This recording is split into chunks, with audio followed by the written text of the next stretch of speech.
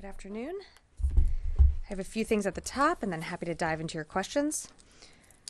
Sorry, here we go. Earlier this week, the Senate announced a bipartisan, critically important national security supplemental. A supplemental will provide military aid to help Ukraine defend itself against Russian aggression, which means an investment in our defense industrial base and supporting American jobs to produce weapons and equipment that the U.S. can send to Ukraine. It is important to note that the United States has not provided a presidential drawdown package for Ukraine since December 27th. Now, I don't have to tell you what's at stake in Ukraine, but it's worth restating. Its very existence as a democratic nation and a free people, and Ukraine's fight for its sovereignty sends a message to authoritarian regimes around the world that violating the international rules-based order comes at a high cost.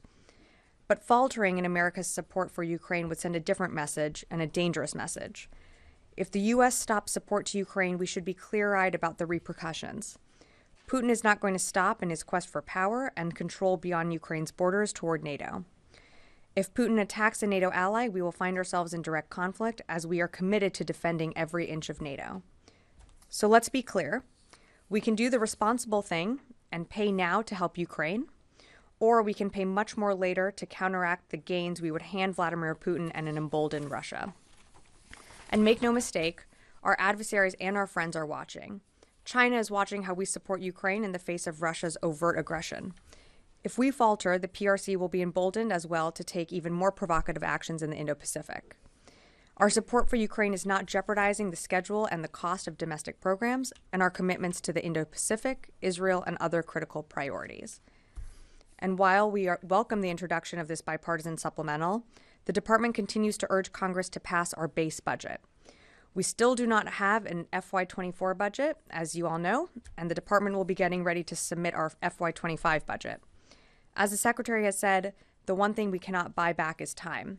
And we are losing critical time under a CR that we need to be spending modernizing our military to meet the pacing challenge. Continually living under a CR is asking us to try and fight with one hand tied behind our back. And as you know, our adversaries don't have to live under a CR. We are already in our 5th month of this fiscal year, and the DoD is still currently operating under our 3rd continuing resolution. That puts at risk our national security and prevents the department from modernizing as we are constrained to existing funding levels. We ask that Congress immediately pass our base budget and supplemental request. And last, the department is hopeful that the Senate Armed Services Committee will move forward in advancing 6 nominations for critical senior roles in our civilian leadership to the Senate floor.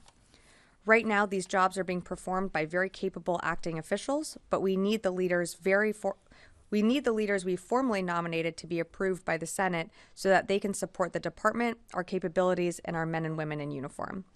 As we work to support Ukraine, surge military capabilities to the Middle East, and address the pacing challenge of the PRC, it's vital that we have these senior leadership roles filled with Senate-confirmed officials. And with that, I'd be happy to take your questions. I will go to the phone.